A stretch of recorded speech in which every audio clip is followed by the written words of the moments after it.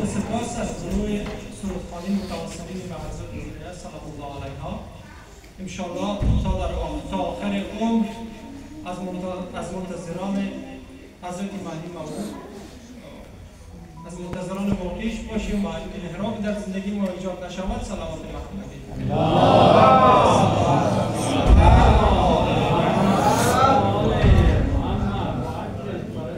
از جناب آقای سید غضنفر موسوی مسئول کمیته فرهنگی شورا که با همت ایشان برنامه برگزار می‌گردد تقاضا می‌کنیم تا به جایگاه تشریف بیارند و سخنان حکیمانه‌شان ما را مستفید بسازند.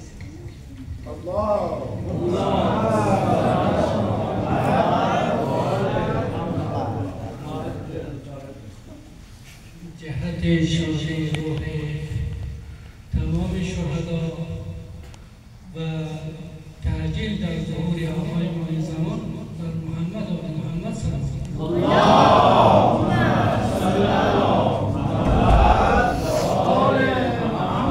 بسم الله الرحمن الرحیم.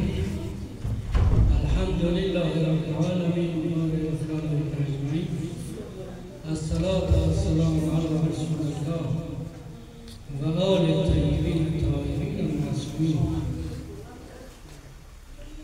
رب اشرح لي صدري ويسر لي امري واحلل عقدة من لساني يفقهوا قولي. ونريد ان نمن على الذين استضعفوا في الارض ونجعلهم الوارثين.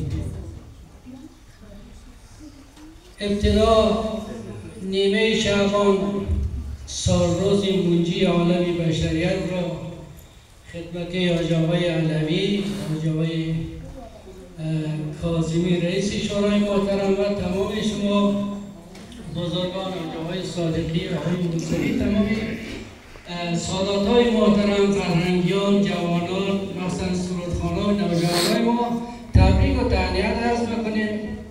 انشاءالله خداوند ما و شما را جمله سربازای واقعی و ثابت قدم امام زمان عجل الله تعالی فرجه شریف قرار بده.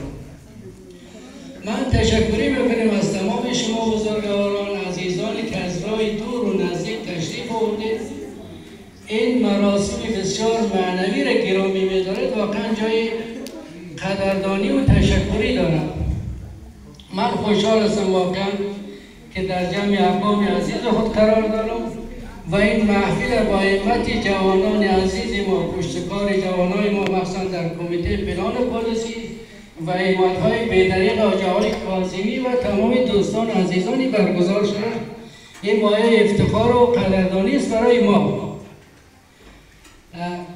از آنجایی که وقت شاید زیر باشه و کم باشه زیاد پرحرفی نمی‌کنم، یک مقدمه میگم و بحث می‌زنیم برای دوستان، ادامه کار می‌فرستیم برای دوستان عزیزان دیگه ما. اون مقدمه این است که بحث مهدویت یا امام زمان تعالی عجل الله تعالی فرجه شریف یک بحث جهانی و تقریبا در عمق بشریت جا داشته. از پیدایش بشر تا به امروز هر کدام از این ملت ها و بشریت به نحوی برای خودشان یک قائم را در نظر گرفتن. بودایی ها به یک شکلی، هندویسم به شکل دیگری، مسیحیت به شکل دیگری، یهودیان به شکل دیگر. مسلمان ها همه اتفاق نظر دارن بر منجی عالم بشریت امام مهدی، ما و شما. مهدی که شیعیان افتخار هر ساله جشن و برگزاری مراسم او را افتخارش داره و هر ساله میلاد جشن امام زمان اینا گرامی داشت میدارن. این افتخار مخصوص شیعیان است ولی دیگران بشارت دادن. این جای افتخار برای ماست. همگی به یک شکل منتظر آمدن یک منجی هستند. چرا؟ به خاطر که این بشر به سالها سال، میلیونها سالی که عمری عزیز جزیرا گذشته، شاید میلیونها جنگها را سپری کرده باشد، میلیاردها انسان کشته شده باشد، شاید فقرها، دربدریها و آوارگی‌های از دوران بشر کل جهان مشکلات و گرفتاری زیاد بوده و هست. شاید در یک نقطه از جهان حکومت صالحانی بوده توسط پیامبران بزرگوار که در گوشه و کناری از این تاریخ بشر تانسته حکومت‌های پر از عدل و داد را داشته باشند، ولی همچنان ظلم و بیداد میکنند.